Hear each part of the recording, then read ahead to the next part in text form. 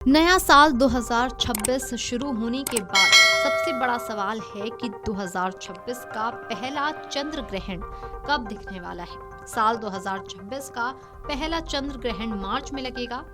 आइए जानते हैं मार्च में लगने जा रहे साल के पहले चंद्र ग्रहण के बारे में जरूरी बातें, जैसे कि चंद्र ग्रहण का समय, सूतक काल। साल 2026 में कुल 4 ग्रहण लगने की जानकारी है, लेकिन इनमें से केवल एक ही ग्रहण भारत से दिखाई देगा।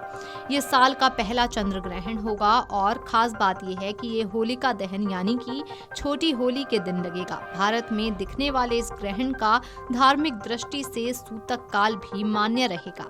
इस चंद्र ग्रहण की शुरुआत दोपहर 2:16 पर होगी और ये शाम 7:52 तक चलेगा।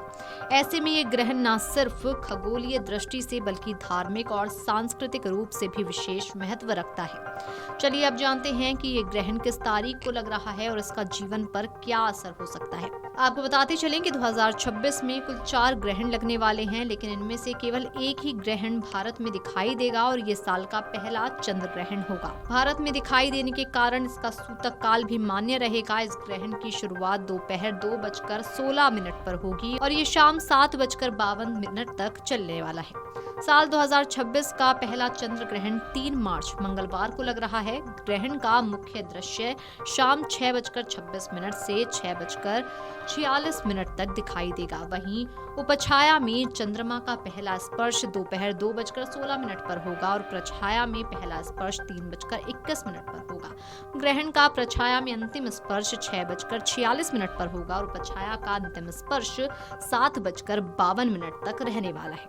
इस चंद्र ग्रहण का सूतक काल सुबह 9:39 से शुरू होकर शाम को 6:46 तक रहेगा। विशेष ध्यान के लिए बच्चों और बुजुर्गों का सूतक काल दोपहर 3:28 से शुरू होकर शाम 6:46 तक रहेगा। धार्मिक मान्यताओं के अनुसार इस समय विशेष सतर्कता बरतना जरूरी होता है। साल 2026 का पहला चंद्र ग्रहण फाल्गुन पूर्णिमा के दिन लग रहा है। ये ग्रहण पूर्वा फाल्गुनी नक्षत्र और सिंह राशि में घटित होगा। ज्योतिष शास्त्र के अनुसार इस दौरान सबसे अधिक प्रभाव सिंह राशि और इस नक्षत्र में जन्मे जातकों पर पड़ने वाला है। इस समय ग्रहण का असर स्वास्थ्य, मानसिक स्थिति और कार्य व्यवसाय से जुड़े मामलों में महसूस किया जा सकता है। ग्रहण के समय सावधानी न बरतने पर शरीर में कमजोरी, मानसिक अस्थिरता, तनाव और निर्णयों में भ्रम जैसे समस्याएं उत्पन्न हो सकती हैं। इसलिए इस अवधि में जरूर है कि जातक अपने खान पान, नींद और दैनिक कार्यों में सतर्क रहें।